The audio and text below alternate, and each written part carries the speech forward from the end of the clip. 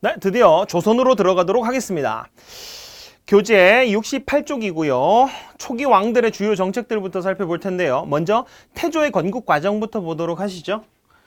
자, 태조가 위화도 회군을 통해서 군사적인 실권을 장악하게 됐었고, 돌아온 이후에 최영 장군을 제거했었으며 우왕을 몰아내고 창왕을 옹립하는 등 자신의 이제 입지를 다지기 시작했었습니다. 그리고 이 이성계를 뒷받침해줬었던 브레인 집단들이 바로 신진 4대부였었죠. 그 신진 4대부 중에서도 급진파 4대부들과 결탁하여 정권을 장악하게 되었었다. 조선 건국에 반대했었던 학자들, 이 정몽주를 비롯한 인물들을 제거했었죠. 훗날 태종이 되는 이방원에 의해서 정몽주가 선죽교에서 사망을 하고 맙니다. 태종에 의해서 죽었었고, 이를 통해서 정치와 사상적 기반을 마련했으며 과전법을 고려 말에 실시해가지고 권문세족이 가지고 있었던 토지에 대한 권리를 뺏어서 분배를 해주었었다. 새로운 나라를 만들고자 했었죠. 그리고 신진 4대부들을 우대하기 시작했더라. 경제적 기반도 마련했었다. 이제 나라 만들 때 다 됐군요. 조선을 건국하고, 조선 건국은 참고로 개성에서 이루어졌었고 한양으로 천도를 했었으며 정궁이라고 할 수 있는 이 경복궁이 완성이 되었습니다. 자, 고려는 불교 국가다. 조선은 유교 국가다. 유교 중에서도 인간의 본성과 우주의 원리에 대한 철학적인 그리고 논리적인, 그래서 개혁적인 성향을 띄었었던 이 성리학을 바탕으로 하는 나라를 만들게 되었더라.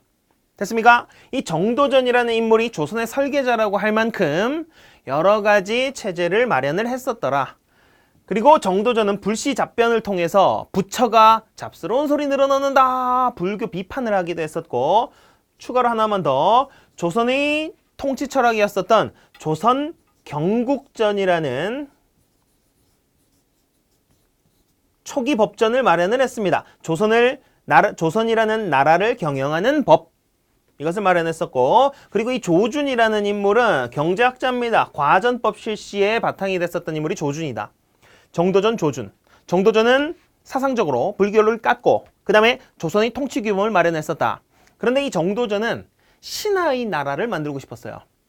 왕과 신하의 조화로운 나라, 그 중에서도 신하가 주도하는 나라, 재상이 다스리는 그런 나라를 꿈꿨습니다. 그러다가 마찬가지로 태종에 의해서 또 죽음을 맞이하게 됐었던 이방원에 의해서. 조준은 경제학자, 과전법 실시로 연결을 하시면 됩니다. 자, 경복궁 한번 보고 넘어갈까요? 경복궁.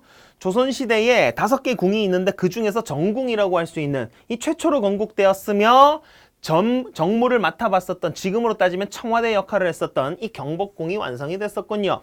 임진왜란 때 불탔었던 것을 흥선대원군이 다시 크게 증축을 했었더라. 중건.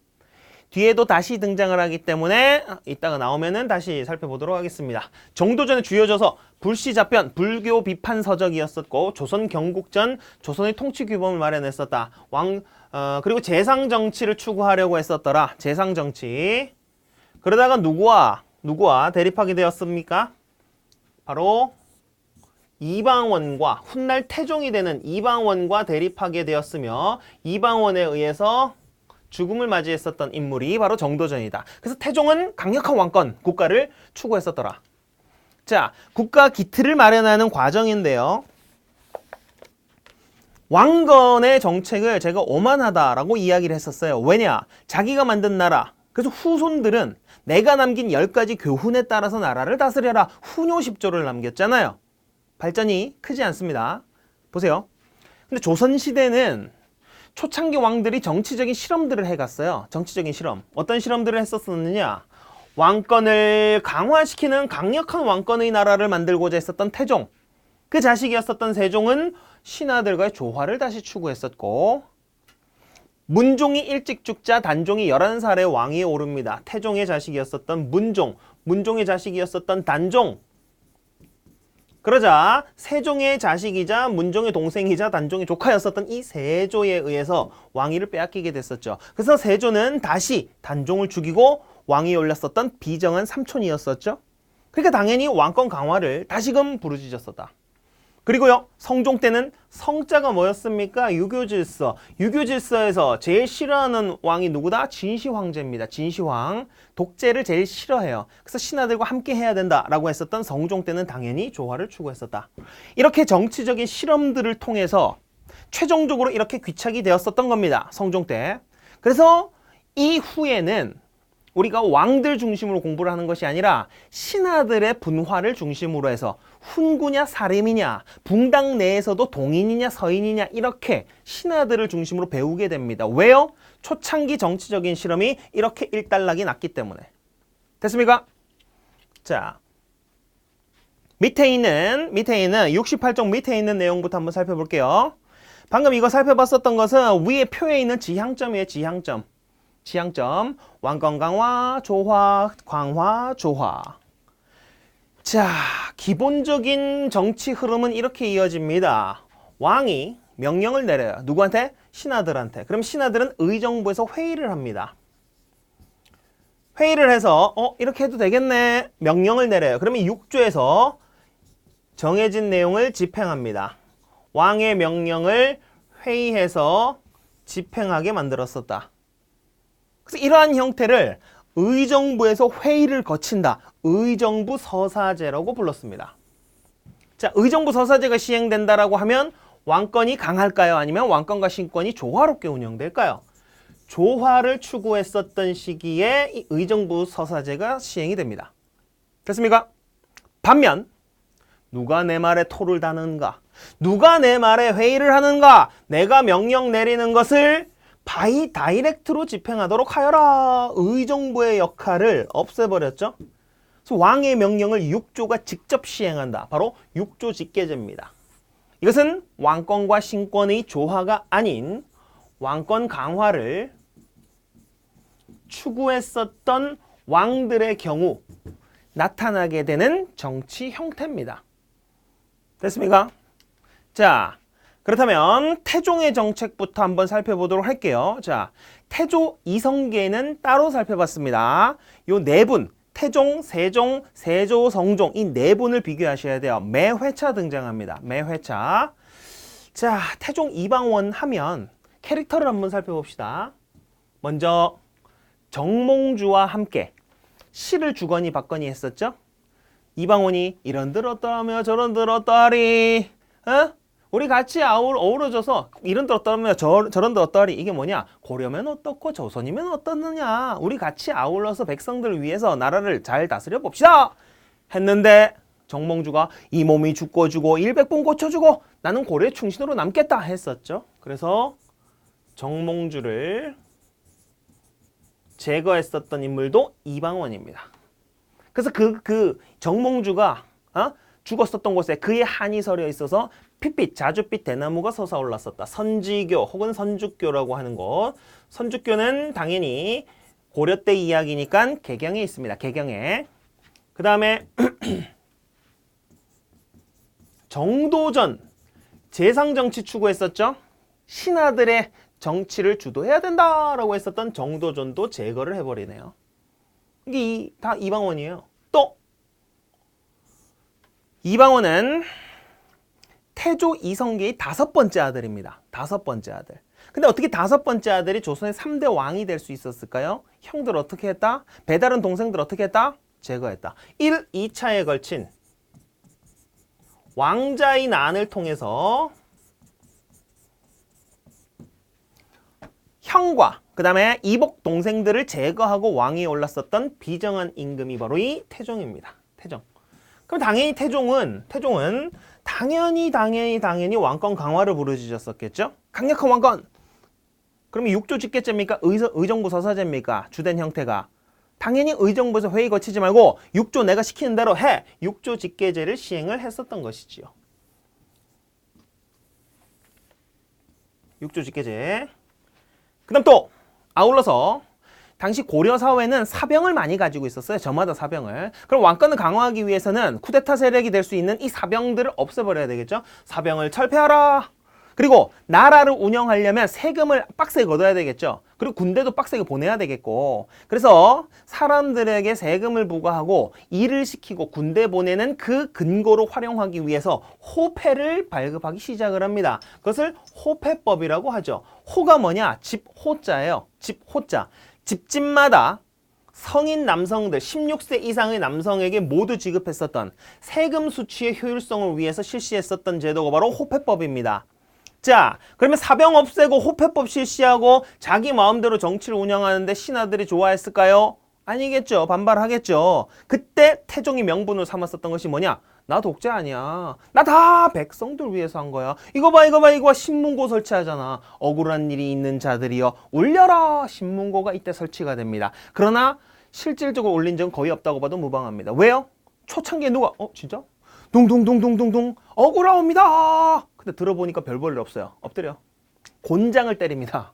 그래서 신문고가 설치됐지만 민본 정치를 표방했었지만 실제로 잘 운영되진 않았다. 어쨌건 신문고가 설치된 시기가 바로 이 태종 때입니다. 됐나요? 자, 이런 자신감을 바탕으로 해서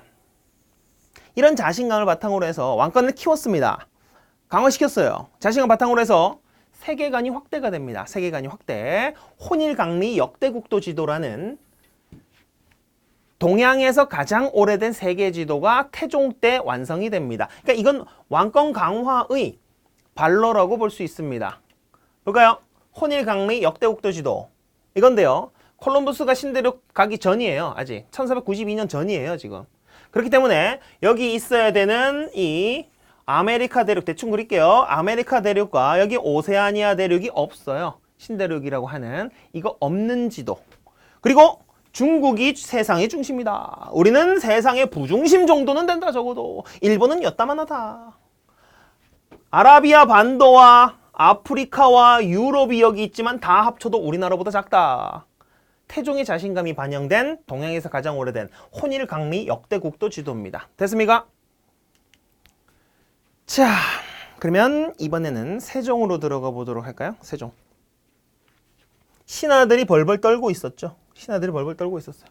어쩐단 말인가. 그때 세종이 등장하여 나는 왕권과 신권의 조화를 추구한다. 조화로운 정치를 추구하겠다 하니까 신하들의 역량이 대거 발휘가 됐던 겁니다. 자, 그러면 왕권과 신권의 조화를 추구하면 뭐가 이루어집니까? 당연히 의정부 서사제가 실시돼야 되겠죠? 의정부 서사제. 요거 안 헷갈리시죠, 이제? 그 다음 경연제도가 시행됩니다. 경연은 학술 경연대회 생각하시면 돼요. 학술 뽐내기장, 학술 토론입니다. 왕 포함한 왕과 신하들의 학술 토론 배틀이 이루어졌었더라. 국왕과 신하의 학술 토론. 어디서요? 집현전에서 이어졌었더라. 집현전. 같이 하는 거 맞네요. 경연이 어디서? 집현전에서. 집현전 하면 떠오르는 거 뭡니까? 바로 훈민정음 창제죠. 훈민정음 창제. 그래서 타이틀을 하나 달아봐야 됩니다. 세종 때의 타이틀은 우리 실정에 맞는 문물과 제도가 정비되었다. 우리 실정에 맞는 글, 훈민정음이 창제됐었고요. 그리고 달력을 력법이라고 합니다. 역법, 달력, 역법. 여기 달력이에요. 우리가 원래 어디 달력을 썼을까요? 어떤 역법 썼을까요? 중국 거 썼겠죠. 베이징을 기준으로 했었던 그 시간 체계를 사용을 했었습니다. 그런데 세종 때 과학기술이 발달하다 보니까 경도상 위로 봤을 때 베이징보다 우리가 14분 늦는데 14분 차이가 난다는 것을 밝혀낼 정도로 굉장히 과학기술이 발달해 있었다. 그래서 한양을 기준으로 한 우리 실정에 맞는 한양을 기준으로 한 칠정산이 내편과 외편, 이 내외편이 등장했었다. 칠정산. 그 다음 농사 지을 때도 우리 실정에 맞아야 돼요. 중국 농법하고는 안 맞아요. 왜? 토양일, 토질이 다르기 때문에. 그래서 우리나라의 농사 지을 때 직접 도움이 되는 썰을 풀어놨다. 설은 말씀입니다. 직접 도움이 되는 이야기, 말씀을 풀어놨다. 농사직설. 우리 실정. 그 다음에 향약하면 뭐 떠올렸습니까? 향약. 우리 약재였었죠? 복습 한번 해봅시다. 고려시대 때 있었던 우리나라에서 가장 오래된 의서가 뭐였습니까? 몽골 침입 이후에 사람들이 많이 다치니까 치료해주기는 힘들고 의서를 퍼뜨렸었다. 향약, 우리 약재. 응급처방, 구급방. 향약, 구급방이 고려시대 때 있었죠? 우리 약제, 응급처방, 향약 구급방. 이때는 의서가 모음집의 성격을 띠고 있어요. 모음집. 향양 집성방입니다. 집성이라는 것은 뭐냐? 세종 때 나왔었던 향약 집성방. 향약은 우리 약제고요. 집성방은 집성이라는 것은 집대성 해놓았다. 다 모아놨다라는 거예요. 뭐를? 처방전을. 향약 집성방. 우리 약제로 처방한 것들을 다 모아놓은 처방전.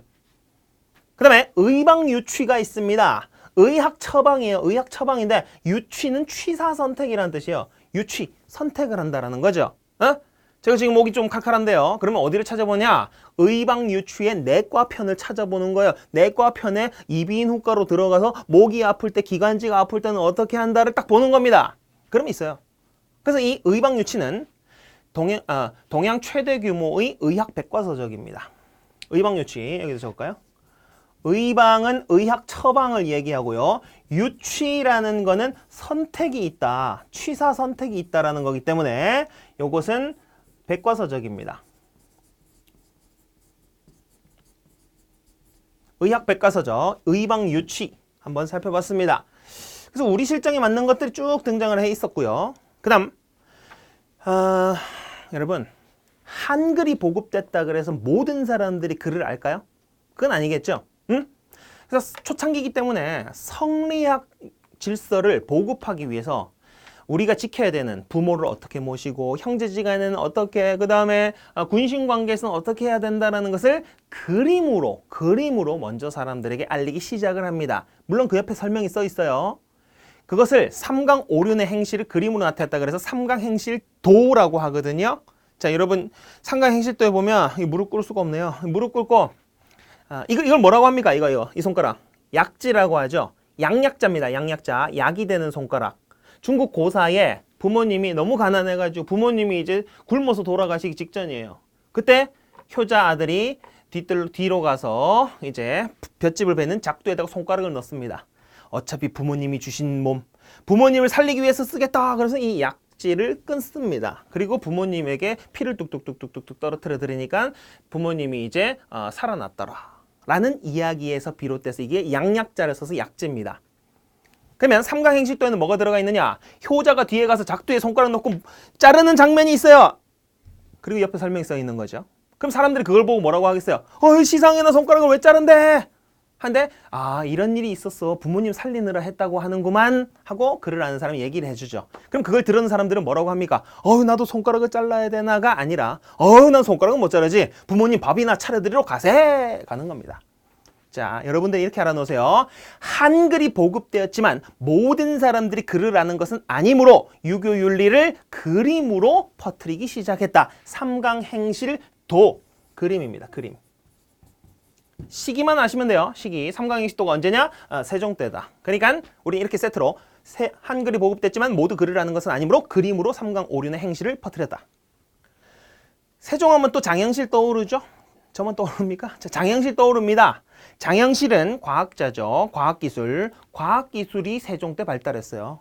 과학기술이 발달했으면은 일단 장영실의 발명품 떠올려야 되는데 치국이, 강우량을 측정하는 거, 자경루, 물시계, 앙부일구, 해시계, 혼천이, 천체 관측기구들 다 뭐와 관련이 있느냐? 농사와 관련이 있더라. 농사 짓는 것과. 그래서 장영실의 발명품들이 여기 쫙 나와 있고요. 세종 때입니다. 그 다음 과학기술이 발달했는데 군사력이 약할까요? 그럴 리가요. 세종 때는요. 군사력도 강했었네요. 그래서 여진을 정벌하고 사군 육진을 개척하게 됩니다. 여진족들을 무찌르고 사군과 육진을 개척하게 돼요. 각각 최은덕과 김종서라는 장군을 보내서 여진을 무찌르고 사군 육진을 개척하게 됩니다. 그리고 그곳에다가 우리나라 사람들을 관리로 앉히기도 했었고 플러스 남쪽에 있었던 농사 잘 짓는 사람들을 그쪽으로 이주시키기도 해요. 3인 정책을 실시하기도 합니다. 그래서 우리 땅이 되었었던 것이지요. 그래서 이걸 통해서 현재 국경선 있죠? 대한민국 영토 규정, 헌법상 영토 규정이 어디입니까? 이 압록강과 두만강까지 우리 땅이에요. 응? 북한 헌법에도 사회주의 헌법에도 그렇게 돼 있고요. 현재 영토, 압록강과 두만강을 경계하는 이 영토가 언제 완성됐었다? 세종 때 완성됐었다. 현재의 국경선이 이때 완성이 되었더라. 하나만 더 합시다. 세종 때. 너무 많으셔요. 업적이. 하나만 더 하겠습니다. 좋은 건 어지간하면 세종, 제가 이런 얘기 하거든요. 뭐냐? 세금을 수취하는 조세제도의 변화도 이때 일어납니다. 세종이 아주 똑똑하고 논리적이고 합리적인 사람이에요. 그래서 세종이 생각했을 때 모든 땅에 동일하게 세금을 거두는 것이 부당하게 느껴진 거예요. 왜? 땅에는 농사 비옥한 데도 있고 척박한 데도 있는데 똑같이 면적당 거뒀으니까. 또 풍년이 들었을 때는 흉년이 들었을 때 구분 없이 다 똑같이 거두는 거예요. 너무 비합리적이다. 그래서 공법제도를 마련하게 됩니다. 뭐냐? 이거 추가로 적어 놓으세요. 전분 6등법과 연분 9등법이라고 하는 조세제도를 마련합니다.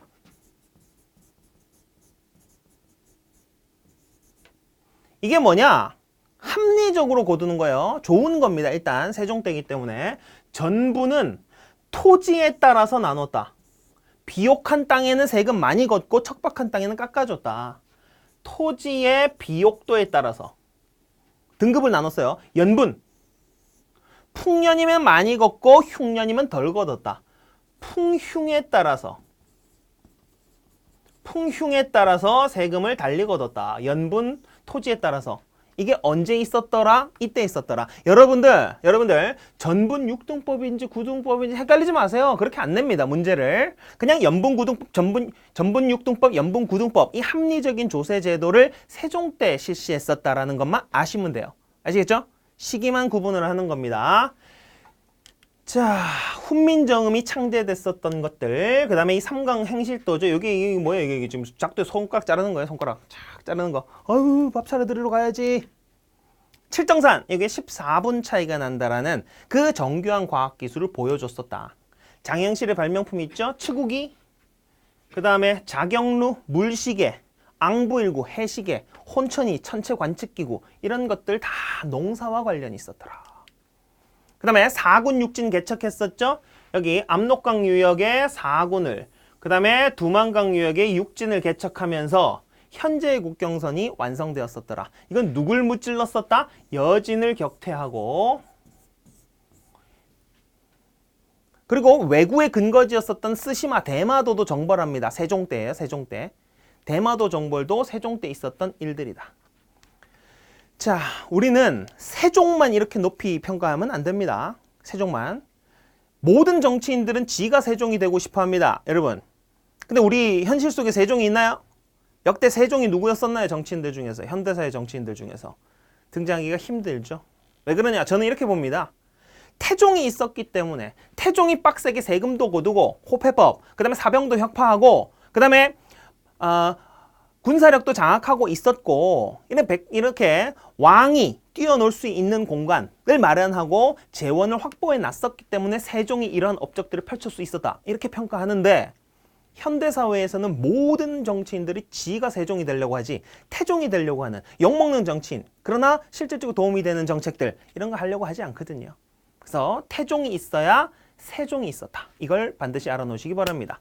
태종과 세종 같이 공부를 하시고요. 세종이 못한 게 하나가 있네요. 건강한 자식을 못 낳았습니다. 문종이 어린 나이에, 이른 나이에 병사하고 말았어요. 똑똑했지만. 그래서 문종이 죽고 나서 그 자식이었었던 세종의 손자 단종이 11살에 왕위에 즉위하게 됩니다. 이 단종을 죽이고 왕위에 올랐었던 비정한 임금이 바로 세조입니다. 세조. 그래서 이걸 계유정난이라고 불러요.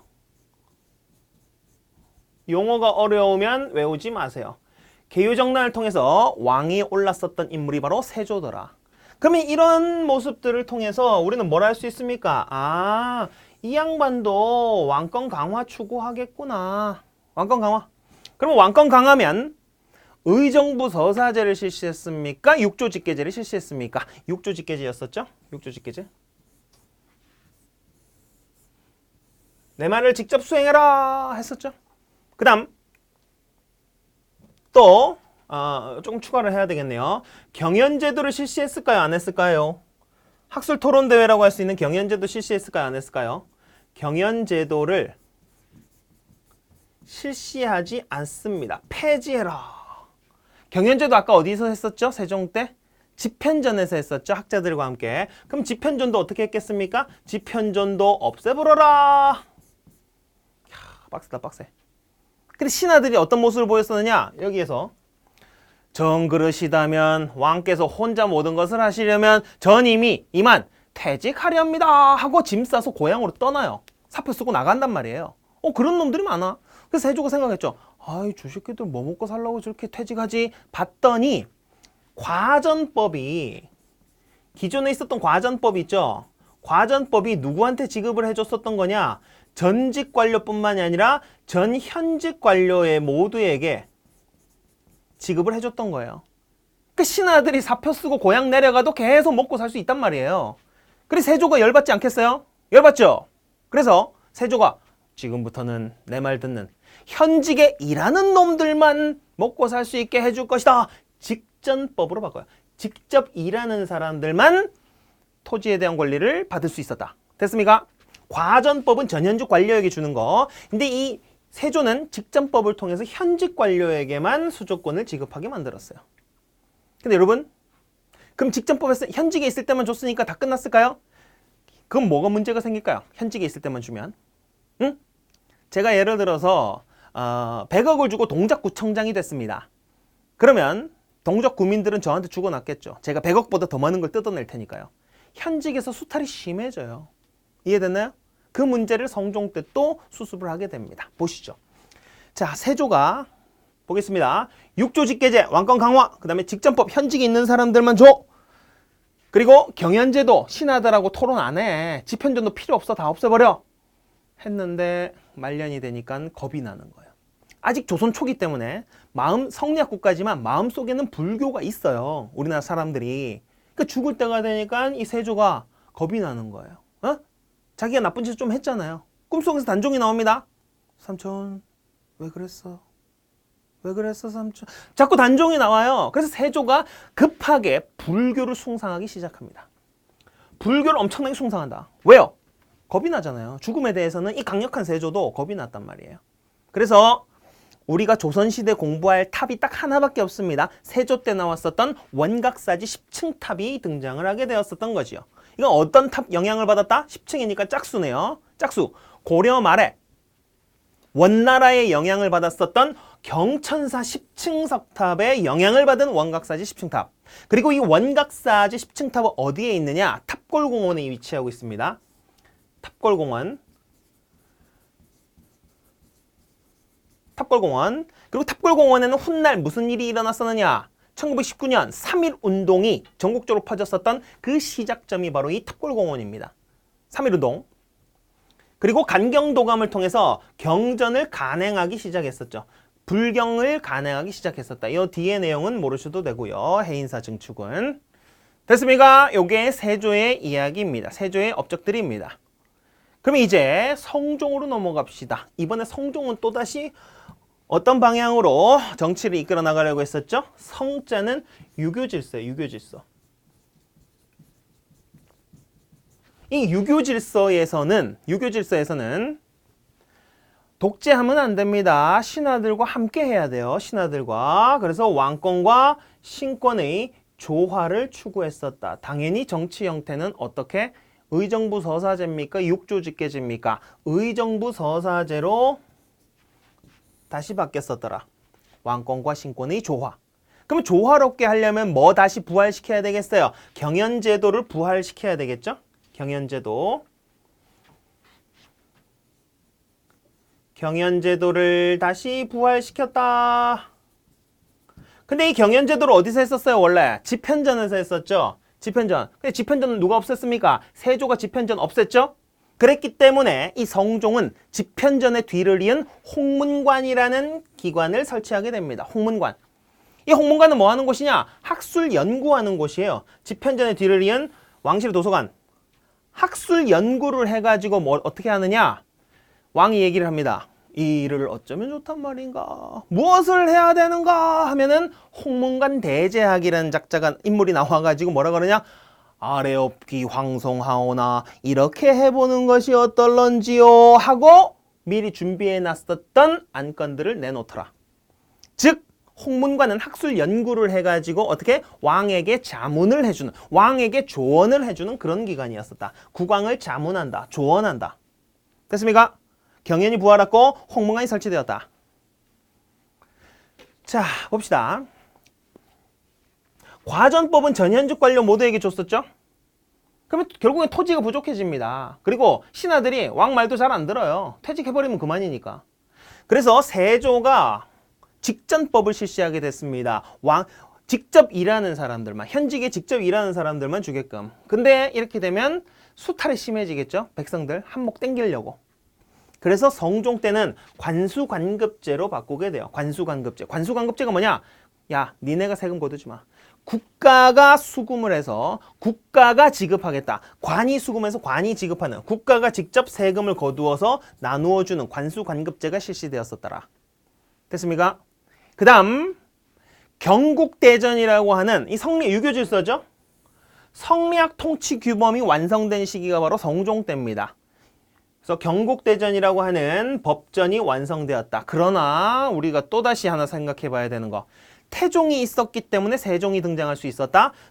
세조가 있었기 때문에 성종이 등장할 수 있었다. 이 경국대전은 세조 때 만들기 시작했어요. 그게 완성된 시기가 성종 때입니다. 경국대전이 완성되었다. 성리학적 유교식 통치규범이 완성되었다. 됐습니까? 그 다음 여러분 가장 고차원적인 가치가 있는 것을 뭐라고 했느냐? 공자께서 경전을 막 외워가지고 깨달음을 얻는 거 이것도 하수다. 가장 높은 차원의 가르침, 가장 높은 차원의 깨달음은 무엇이냐? 바로 음악이다 라고 이야기하셨어요. 뭔 말이냐? 공자가 얘기하기를, 공자도 작곡 많이 했거든요. 공자 얘기하기를 경전 뭐 어쩌고 저쩌고 어떤 원리 이거 배우는 것도 중요하지만 제일 좋은 거는 그냥 구슬픈 음악을 들려주고 부모님이 생각난다. 빨리 부모님한테 전화 한 통 드려야 되겠다. 빨리 한번 찾아봐야 되겠다. 이런 마음의 울림을 주는 음악이 가장 고차원적인 그 값어치를 가지고 있다라고 공자께서도 이야기하셨어요. 그래서 유교에서 의례에서 음악이 중요한 이유도 그거예요. 성종 때는 경국대전이 완성됐었던 성종 때는 악학궤범이라고 해서 궁중음악이 집대성되기도 했었더라. 음악을 중시했어요. 성종, 유교, 음악, 악학궤범. 됐습니까? 자, 고려의 경천사 10층탑이 있었죠. 경천사 10층탑. 지금 어디에 들어가 있습니까? 국립중앙박물관에 들어가 있는 이거 짝수탑. 이거 어디 영향 받았었다? 원나라 영향을 받았었던 짝수탑의 영향을 받았었던 조선의 원각사지 10층탑. 이건 지금 어디에 있다고요? 탑골공원에 있습니다. 야외에 있으니까 지금 훼손을 막기 위해서 이렇게 씌워놨죠. 실상 보시면은 굉장히 닮아 있습니다. 모양과 형태가 유사합니다.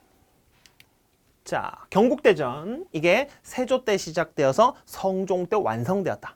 성리학적 통치 규범. 자, 이렇게 해서 조선 초기에 왕들이 어떤 정책을 추진했는지를 살펴봤었고요. 일단락됐었던 것은 왕권과 신권이 조화입니다.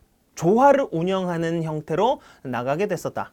그래서 이후에는 누굴 중심으로 우리가 공부를 하게 되느냐? 신하들의 분화를 중심으로 해서 공부를 하게 됩니다. 조선의 특성입니다. 네, 초기에 왕들의 정책이었습니다.